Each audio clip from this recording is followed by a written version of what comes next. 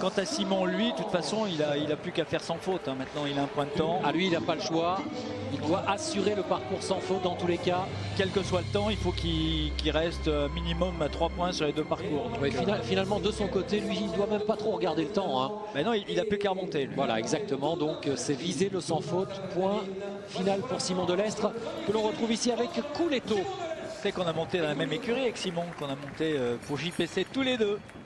Il y a quelques années. JPC, c'était Monsieur Clément, hein, Monsieur votre Clément, propriétaire donc, suisse. Lui Monterexito, moi Modesto. Et donc on était vraiment camarades d'écurie pendant une paire d'années. Allez, c'est parti. Vous le sudiste et lui le Lorrain. L'Est. On va dire l'oriental. Allez, c'est parti pour Simon Delestre. Les choses sérieuses, on vous le rappelle, c'est le barrage. L'ensemble des cavaliers qui repartiront, à l'exception de Simon Delestre, avec exactement la même feuille blanche au départ. Et c'est le chrono qui va départager tout ça. Alors, le temps accordé de 52 secondes. Hein. Donc, il faut rester dans le temps accordé. Là, Simon qui passe numéro 1, donc il n'y a aucun repère. C'est dommage, il s'est réveillé un petit peu tard. Parce que là, vraiment, il avance, vous voyez. S'il avait eu ce rythme-là en première manche, il n'aurait jamais eu son point de pénalité. Bon, hein. Le vertical, et ensuite on termine sur le numéro 3. Allez, voilà, mais quelle régularité pour Simon Delestre qui boucle ici en 44 secondes et 91 centièmes.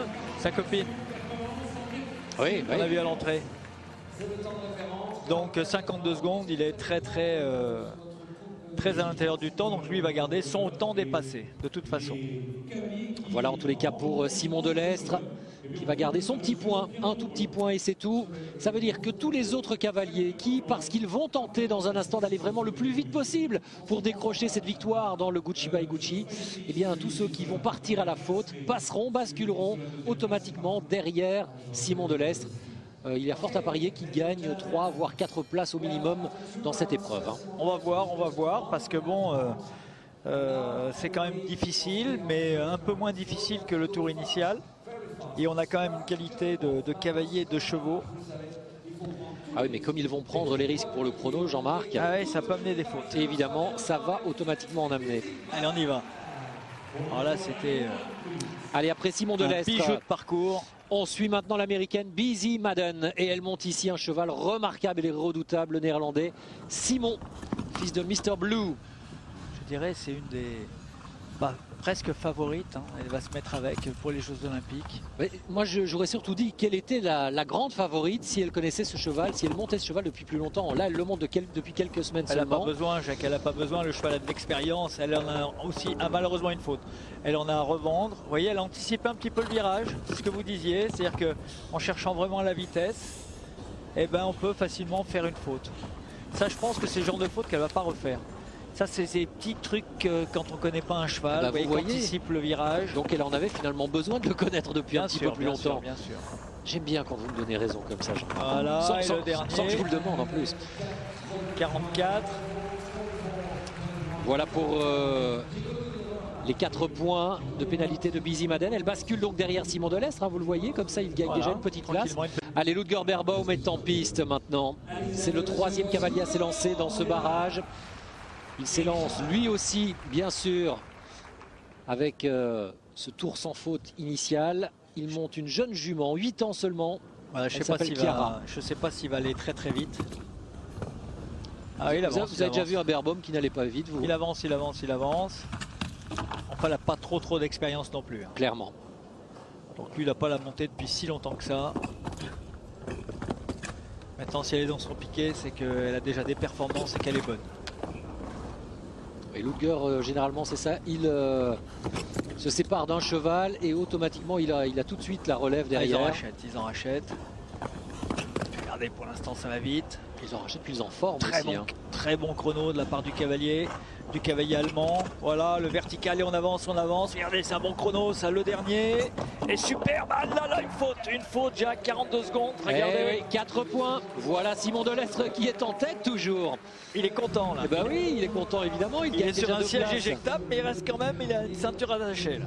Il est bien conscient effectivement que sa première place, elle ne tient qu'à un fil et qu'elle ne tiendra certainement pas jusqu'au bout, puisqu'on vous le rappelle, lui a un petit point de pénalité, les autres n'en ont pas au départ. Ah, il s'en veut, Beerbaum, il s'en veut. nerveux parce qu'il a été un petit peu impatient sur ce dernier obstacle et la jument n'a pas eu le temps de vraiment de décomposer le saut. Ah, il faut être froid jusqu'au bout, vous voyez. Grande qualité de Kevin Stott, toujours. Et voilà, voilà un qui peut faire sortir Simon de la première place, mais on peut toujours faire une faute. Vous parliez d'un cavalier froid pour Kevin Stott, je ferai le véritable parallèle avec Ludger Beerbaum, hein, que l'on a toujours d'ailleurs surnommé l'homme aux nerfs d'acier, et qu'il a peut-être un tout petit peu craqué, ou en tous les cas eu fait le mauvais choix. En tous les cas, qui connaît pas trop, donc elle a vraiment répondu à ce qu'il a demandé, mais peut-être un petit peu trop rapide. On a vu ce dernier qui était très gros, très carré. Jean-Marc, il y a Rolf-Göran Bengtsson qui s'élance dans ce parcours avec Quintero. Attention, c'est un étalon qui est expérimenté. Ce couple-là peut aller vraiment très très vite. Ah, vous voyez, il a avancé, il a fait une foulée de moins, pratiquement tourné en l'air. Ouais, le double. Ouais, exactement. Le double, le 1 est franchi, le 2 est franchi. Regardez, lui, les autres sont un petit peu en avançant. Lui, il est en train de tirer tout de suite un virage vertical. Allez, on avance, on avance, on avance. Oh, il va être rapide. Il est vite. Tout de suite, regardez en l'air, pratiquement. Il tourne. Simon qui regarde, il espère la faute, mais... Oh là là, pratiquement tout deux biais. Regardez le chrono, regardez le chrono. Il va exploser le chrono. Magnifique. 6 secondes de mieux. 6 secondes et 2 dixièmes, très précisément, de mieux que Simon Delestre. Voilà le nouveau leader. Il est suédois, il est champion d'Europe en titre et numéro 2 mondial. C'est Rolf-Göran Bengtsson. Codex One. Donc lui aussi, il va aller à fond. Alors c'est parti. Allez, le 1. Grosse galopade de la part du cavalier allemand. Pour l'instant, il est dans le chrono du suédois. On avance. Extra. Écoutez, pour l'instant, c'est très très rapide. Ouh, petite touchette. Donc on n'a pas droit à 50 jokers comme ça dans le parcours. Vous voyez, ça remet de la hausse pour l'obstacle d'après. La grosse prise de risque sur le vertical. Attention, 38 secondes, il faut pas 38 secondes, on avance, on avance, on avance. Plus qu'un seul obstacle, il va être battu juste derrière. Pour 8 dixièmes de seconde, Christian Allman numéro 2 pour le moment. Puis qui est venu exercer sa passion en Allemagne, où elle est tombée aussi sous le charme de Markus Beerbaum, qu'elle a épousé. Depuis, c'est une des cavalières les plus aguerries, les plus rapides, les plus talentueuses, numéro 1 mondial pendant un long moment, et elle pourrait bien récupérer sa place de numéro 1 mondial si elle parvient à trouver un vrai successeur à Shutterfly, et si bien sûr elle ne s'arrête plus de concourir pour cause d'une deuxième maternité. Allez, on est parti, regardez, elle se pose pas de questions, elle a continué pratiquement une foulée de moins. Et on avance, elle tourne, allez, elle demande là, elle demande, bouche un petit peu délicate, il faut trouver la bonne distance. Super. Alors ce qui est extraordinaire, c'est un mélange d'équitation allemande et d'équitation américaine qui fait vraiment merveille. Oh là là. Oui, elle avait touché avec les antérieurs et c'est finalement les postérieurs qui ont eu raison de cette barre. 4 points. Bengtsson va rester en tête. Et Delestre va rester sur le podium. Sur son fauteuil. Ouais, elle a ralenti. Elle a beaucoup ralenti, la cavalière. Oui, elle s'est dit avec 4 points et un chrono pas trop mauvais, je pourrais être classé. Et de fait, elle doit se classer 4e, non 5e, juste derrière son beau-frère, Ludger Beerbaum. Regardez comme il est concentré et certainement un peu stressé, un peu tendu en tous les cas. Lui, en tous les cas, son boulot, il l'a fait à merveille, Rolf-Göran Bengtsson.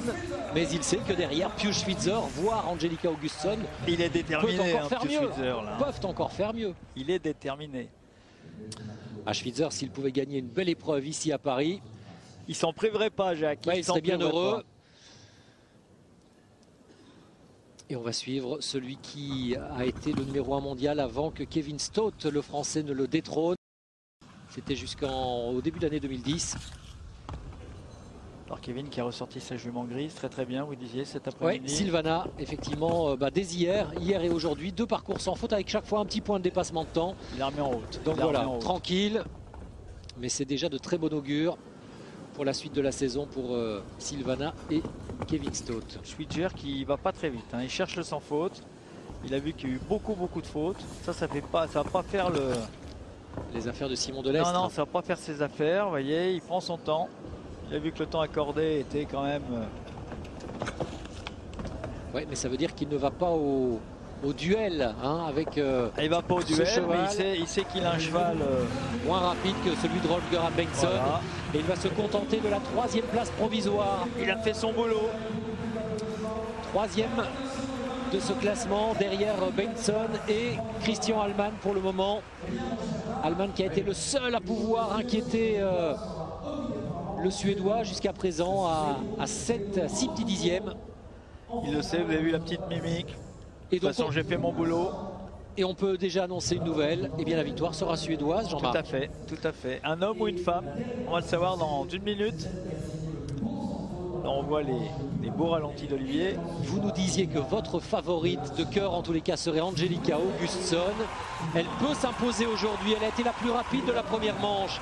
La toute jeune et jolie Suédoise. Elle monte ici un cheval français, Micmac du Tillard, et c'est elle qui va s'élancer maintenant pour aller détrôner, déloger de la première place ce monsieur Rolf-Göran Bengtsson, qui pourrait bien dans les prochains mois détrôner Eric Lamaze de la première place mondiale. Tout à fait, parce que lui, il a 3-4 chevaux vraiment de très très haut niveau. Ouais, avec Casal, Quintero. Allez, c'est parti, le 1. Elle avance, elle avance, elle avance. De toute façon, elle ne se pose pas de questions, Angelica. Elle sait qu'elle peut. Regardez, elle tourne court. Rentre un petit peu de travers en le double. Malheureusement, elle a pris tous les risques, elle a eu du panache. Voilà. Et malheureusement, très tôt, elle commet une faute. Disons que le fait de passer dernier, ça l'a un petit peu chauffé. Donc elle a vraiment été dans la bagarre. Ça y est, il se déride. Il se déride, Rolf-Göran Bengtsson. Il sait qu'il va remporter la victoire aujourd'hui. Regardez si elle était vite, regardez si elle était vite, elle pouvait le prendre, elle pouvait le prendre parce qu'elle a quand même ralenti. Ah, malheureusement une faute. 38 secondes, elle était plus vite, elle était plus vite que Bengtsson, elle avait le bon tempo. Malheureusement, à cette vitesse-là, il y avait une grosse prise de risque pour Micmac du Tillard qui a commis 2 fautes, ça fait 8 points. Et la victoire va donc revenir à Rolf-Göran Bengtsson, le champion d'Europe. Elle le récompense quand même. Angelica Augustsson, 24 ans, et retenez bien le nom de cette cavalière parce qu'elle sera, à n'en pas douter, parmi les top cavaliers dans les prochaines années. Entraînée par Dietmar Gudler. Exactement, votre ami suédois. Non, il n'est pas suédois, il est allemand. Il est allemand. Et il travaillait très longtemps avec Paul Schockmühl. Et donc il a une écurie là-bas près d'Hambourg et c'est sa cavalière. Et je vais vous dire, c'est du très bon boulot. Très bon. Le podium, Jean-Marc, alors que l'on revoit encore ce parcours d'Angelica Augustsson, qui elle aura eu le mérite en tous les cas de prendre tous les risques. Hein. Elle a essayé, elle a été dans la parade. Le classement, le voilà. Rolf-Göran Bengtsson et Quintero s'imposent donc dans ce Gucci by Gucci. Christian Allman prend la 2e place. Ce n'est pas Simon de Lestre.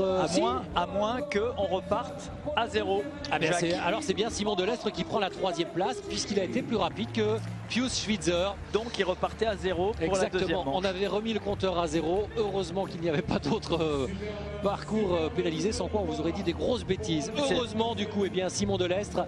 C'est la raison pour laquelle il est reparti d'ailleurs à fond, hein, ce qui nous étonnait un tout petit peu. Et bien voilà.